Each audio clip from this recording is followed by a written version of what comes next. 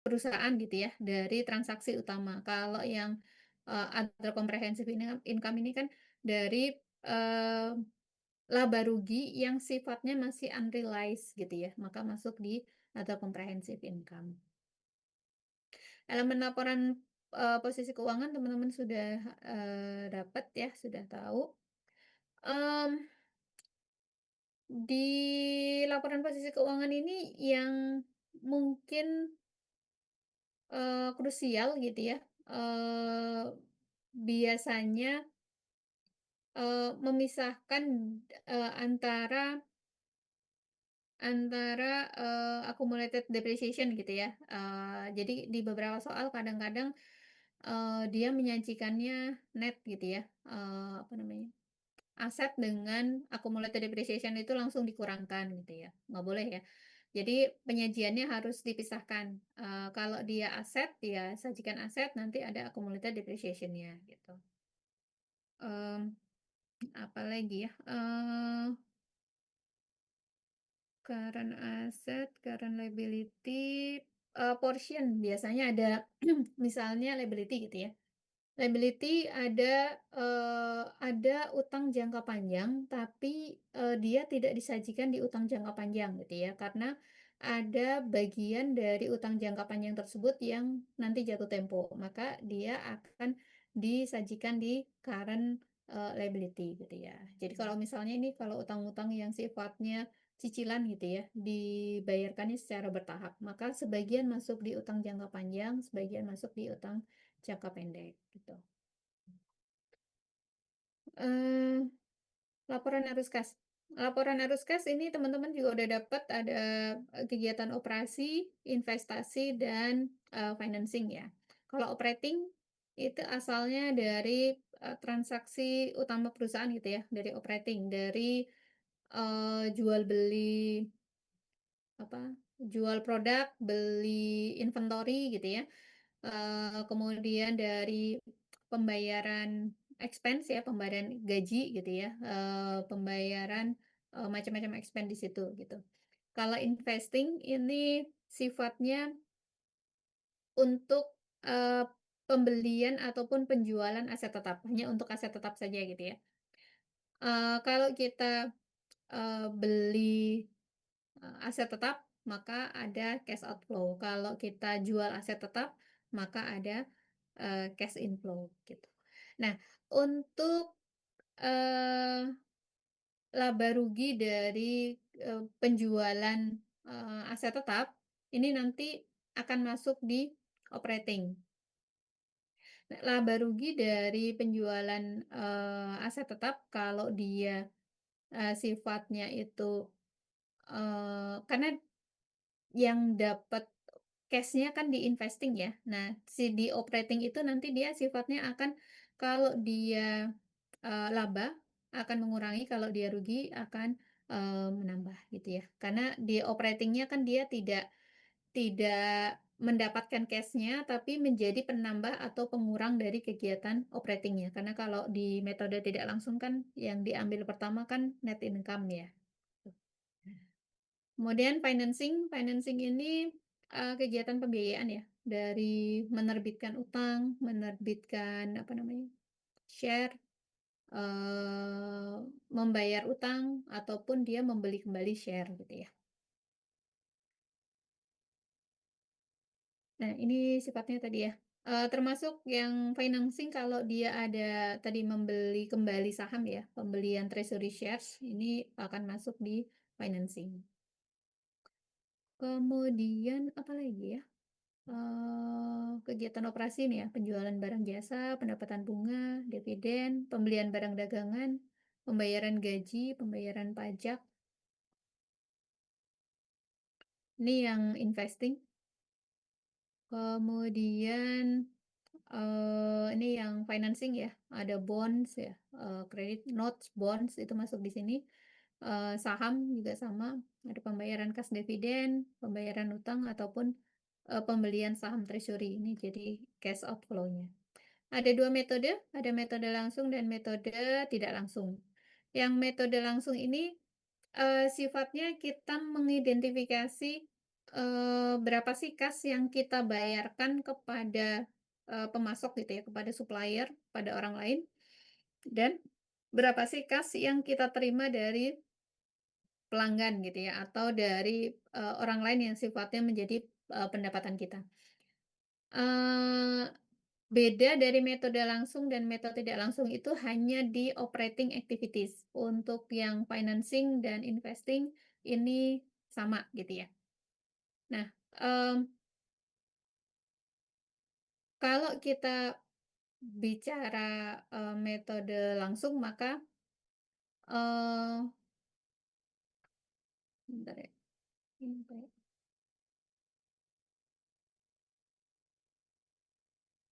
kalau kita bicara metode langsung maka, kita tadi ya mendefine mana sih yang menjadi pembayaran dan menjadi penerimaan kita gitu. Kalau metode tidak langsung, teman-teman di pengantar juga sudah dapat ya, kalau metode tidak langsung kita bicaranya ada net income, kemudian, eee, nanti ada naik turun dari, utang atau dari piutang, kemudian, ada dari apa namanya, dari, persediaan misalnya gitu ya. Nah itu termasuk di dalamnya nanti akan menambahkan kalau ada depresiasi itu ditambahkan sifatnya atau tadi ya ada laba rugi dari penjualan, aset nanti juga akan ditambahkan atau dikurangkan dari situ gitu. Tapi kalau metode langsung, tidak ya, hanya, berapa sih kas yang kita, bayarkan untuk, siapa, pemasok gitu ya. Nah itu dapatnya dari mana? Nih ada perubahan persediaan, pos bukan lainnya. Ini sifatnya jadi kalau aktivitas operasi yang metode langsung, ini kita dapat misalnya ya, kas diterima dari pelanggan, ini dari aktivitas utama perusahaan misalnya menjual gitu ya. Maka kita dapat berapa sih kas yang kita terima dari pelanggan itu gitu, kita akan dapat, eee, dari penjualan bersih gitu ya, ditambah atau dikurangi penurunan atau kenaikan piutang usaha. Penjualan bersih artinya, itu cash yang kita terima gitu ya, yang kita terima. Kemudian, eee, kalau ada kenaikan piutang usaha, artinya kan cash kita berkurang ya, berarti, menjadi penurunan gitu ya, bukan menjadi harus dikurangkan dengan kenaikan piutang usaha. Tapi kalau ada penurunan, piutang usaha, berarti dia harus ditambahkan gitu ya. Nah, ada juga pendapatan di luar, eee,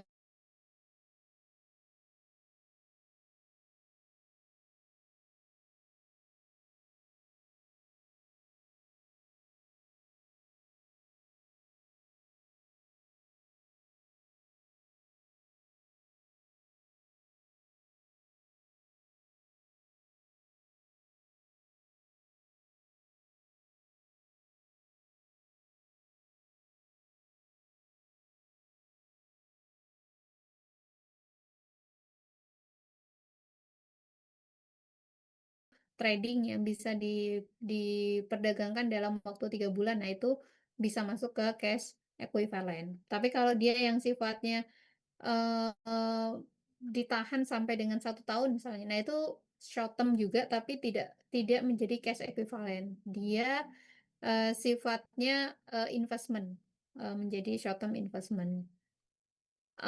Bank overdraft ini kan kita punya, apa namanya, punya kas, kemudian kita nabung di bank gitu ya, mau kita ambil dan jumlahnya lebih besar dibandingkan dengan simpanan yang ada di bank.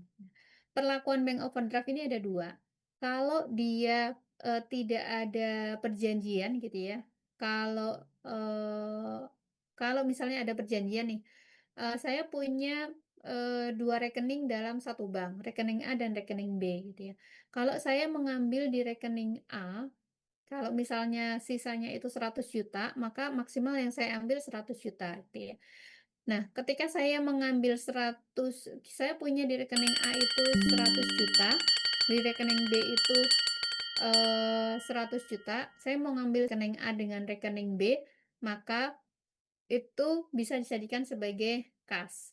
Tapi kalau, tidak boleh di-offset gitu ya, jadi yang kelebihan 50 juta itu meskipun di rekening B saya itu masih ada 100 juta, itu tetap, saya akan menyajikannya sebagai current liability, bukan sebagai cash gitu ya. Itu bank overdraft. Jadi saya mengambil uang tapi nilainya lebih besar dari jumlah yang ada di rekening saya. Meskipun saya punya rekening 2 gitu ya, kalau tidak ada perjanjian maka kelebihan dari saya mengambil kas tersebut gitu ya, itu akan menjadi utang, maka disajikan sebagai current liability. Tapi kalau ada perjanjiannya boleh di-offset gitu ya, maka bank overdraft itu boleh disajikan sebagai kas.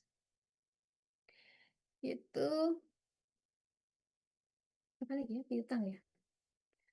Piutang, eee, piutang ini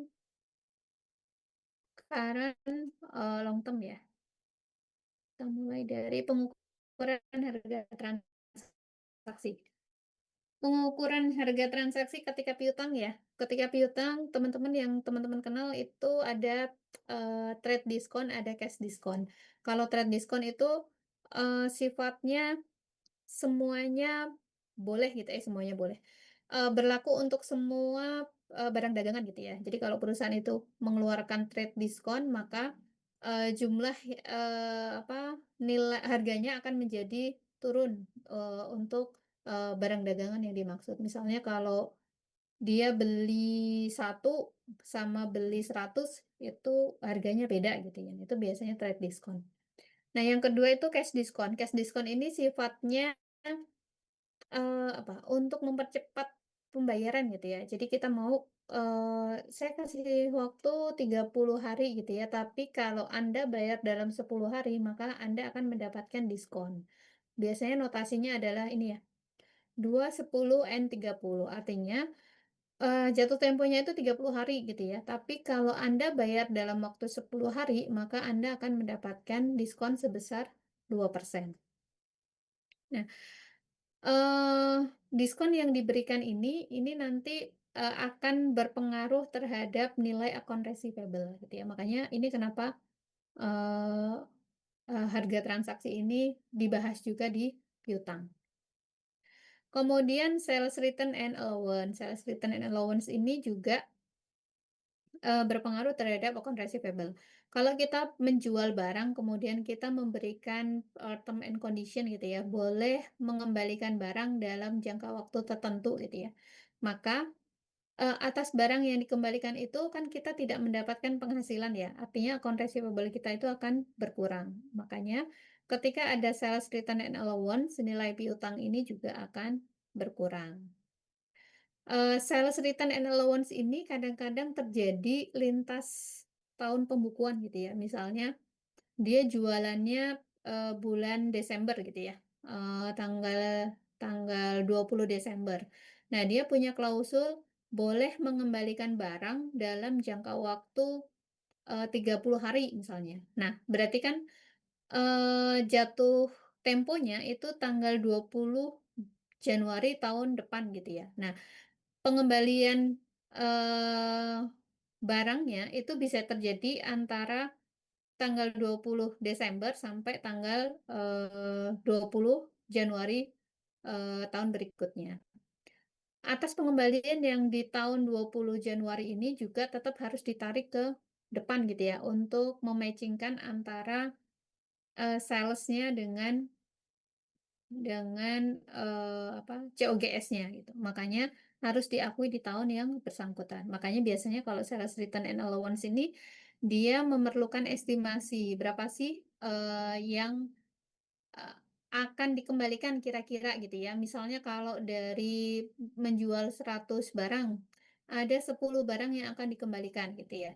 Kalau misalnya sampai dengan 31 Desember itu barang yang balik itu misalnya baru 4 gitu ya, karena estimasinya 10 maka masih akan ada 6 lagi yang akan dikembalikan dalam jangka waktu sampai dengan 20 Januari. Nah, yang 6 ini diakuinya di tahun ini gitu ya, jangan diakui di tahun depan karena Kalau diakui di tahun depan, COGS-nya itu baru akan berkurang tahun depan. Padahal kan kalau COGS itu dia, sifatnya akun nominal gitu ya, dia akan ditutup di tahun ini. Maka, harus ada adjustment, yang 6 itu juga tetap akan diakui di sini gitu ya. Kemudian time value of money. Penilaian piutang dagang ini, ada direct write-off dan allowance gitu ya. Umum yang kita gunakan adalah allowance. Allowance ini ada 2 biasanya, bisa menggunakan percentage of sales atau percentage of receivable. Kalau percentage of sales, kita bisa langsung menggunakan angkanya sebagai expense gitu ya, sebagai estimasi dari cadangan piutang tak tertagih. Tapi begitu kita menggunakan percentage of receivable, maka kita harus memperhitungkan saldo dari, allowance, periode sebelumnya gitu ya. Jadi kalau misalnya, sekarang percentage of receivable-nya misalnya berapa? 2% dari piutangnya 100 juta gitu ya. Berarti kan, kita harus mengalokasikan 2 juta.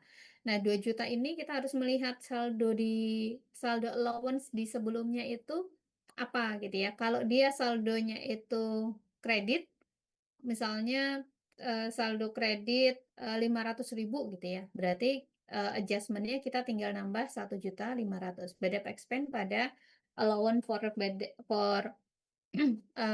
doubtful account sebesar 1.500.000 gitu ya. Kalau ternyata itu saldonya debit 500.000 berarti adjustment-nya adalah BDP expand pada AFDA sebesar 2.500.000 gitu ya. Not receivable ini penerbitan notes ya. Kalau kupon rate-nya sama dengan market rate, maka diterbitkan at par atau at face value. Kalau kupon rate-nya lebih besar dibandingkan dengan market rate, maka kita boleh menerbitkannya at premium atau lebih besar dari face value gitu ya. Karena kita menjanjikan bunga kupon yang lebih tinggi dibanding dengan bunga pasar. Jadi kalau kita menerbitkan, not 100.000 misalnya ya, bunga kuponnya 10%, bunga pasarnya 9%.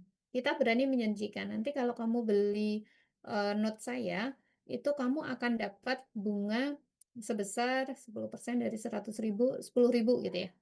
Kamu dapat bunga 10.000, tapi kalau kamu beli di luar, kamu cuma akan dapat bunga 9.000. Maka ketika menerbitkan pun, pasti kita bisa menerbitkannya di atas nilai face value, gitu ya. Nah, nanti di amortisasinya, kalau ada nilai, apa namanya, ada nilai selisih antara kupon rate dengan market rate, itu di amortisasinya akan mengurangi nilai not receivable sehingga di akhir not receivable-nya akan nilainya sama sebesar 100.000. Nah, diskon kebalikannya gitu ya. Ini apa? Ini diskon ya. Diskon. Ini diskon itu kita kupon rate-nya lebih kecil daripada market rate. Kita hanya berani berani menjanjikan kupon rate-nya 8%, padahal di pasar market rate-nya itu 9% gitu ya. Ya berarti orang nggak mau beli dong kalau kita menerbitkannya dengan harga face value gitu ya. Jadi pasti kita akan menerbitkan dengan harga di bawah face value. Ini dari 100.000 kita hanya dapat 96.110. Nah, di sini juga amortisasinya dia akan menambahkan ya, menambahkan nilai not receivable. Ini selisih cash receive-nya, cash yang kita terima itu 8% dikalikan dengan 100.000, 8.000. Interest revenue-nya itu dari 9% dikalikan dengan 96.110, 8.650. Nah, 650-nya ini akan menambahkan nilai not receivable sehingga nanti di ujung nilainya akan menjadi 100. Penerbitan pertama kita akan catat not receivable pada cash sebesar 96. Di akhir tahun kita akan catat karena pembayarannya bunganya tiap tanggal 1 Januari, kita catat interest receivable, interest revenue, selisihnya itu akan mengamortisasi atau menambahkan note receivable sebesar 650. Nah, ini ketika dibayarkan gitu ya. Ini teman-teman nanti bisa menggunakan rumus atau kalau sudah ada tabel ya gunakan aja tabel gitu ya. Penghitungannya untuk yang pokok itu menggunakan PVIF gitu ya, present value dari single sum. Untuk yang present value bunga ini menggunakan annuity karena kalau bunga kan kita dapat setiap periode ya. Kalau misalnya ini berapa tahun? Ini eh berapa? 5 tahun ya? 1, 2, 3, 4, 5. Ini 5 tahun ya. Selama 5 tahun itu kan kita akan selalu dapat cash sebesar 8.000. Maka menggunakan annuity gitu ya. Zero interest bearing note. Zero interest bearing note ini notes yang tidak ada bunga kuponnya. Tapi meskipun tidak ada bunga kuponnya, kita tetap akan mencatat adanya interest revenue. Kenapa? Karena ada selisih dari uang yang kita berikan dengan nanti uang yang kita terima. Nah, ini kita punya notes ya. Notesnya itu 10.000. 10.000 eh kita berikan pinjaman jatuh temponya 3 tahun. Nah, ketika kita memberikan pinjaman di awal itu bukan 10.000 nilainya, tapi hanya 7.722. Nah, selisihnya sebesar 2.278 ini merupakan bunga yang akan kita akui interest sebagai interest revenue setiap periode. Jadi di setiap periode kita akan mencatat ada tambahan dari note receivable, ini ya, amortisasinya, note receivable pada interest revenue sebesar amortisasinya. Semuanya diamortisasi. Kalau zero interest bearing notes kan kita tidak terima cash ya, tidak terima bunga karena kan dia tidak menjanjikan kupon bunga ya. Yang kita terima itu hanya nanti pembayaran di akhir gitu ya. Nah ini kalau zero interest bearing note tidak menggunakan PV